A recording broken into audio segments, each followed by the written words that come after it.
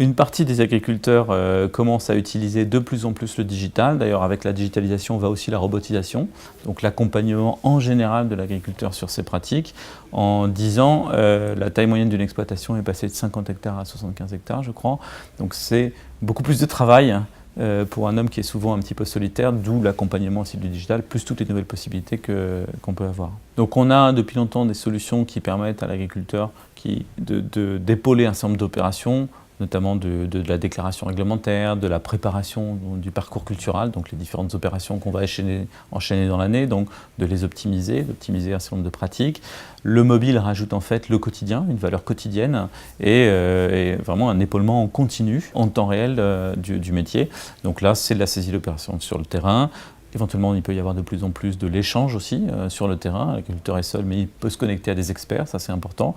Accéder à de l'expertise qui est stockée, par exemple, dans l'appareil. Et puis, c'est aussi une porte ouverte sur le monde du digital.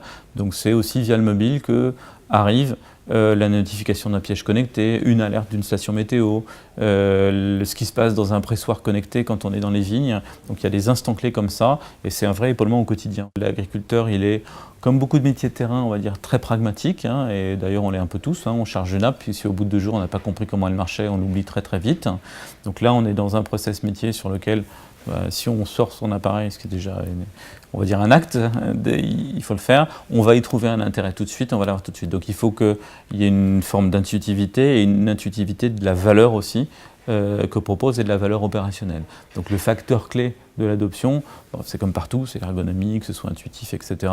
Mais il y a une notion de valeur au cœur d'un process opérationnel. On est sur une population aussi, ou une pyramide des âges qui est assez élevée, qui n'est pas toujours dans le digital aujourd'hui, dans les réseaux sociaux, etc. Donc ce curseur, on va dire, du pragmatisme, il est assez élevé. Le mobile, c'est aussi un émetteur et un receveur universel d'informations, on pourrait dire. C'est-à-dire qu'il capte par lui-même de l'information. La géolocalisation, c'est évident, mais aussi il a différents capteurs, des sensors qui peuvent être intéressantes derrière. Les objets aussi connectés, le sécateur électrique dans la vigne, des choses comme ça, vont et permettent de collecter de l'information.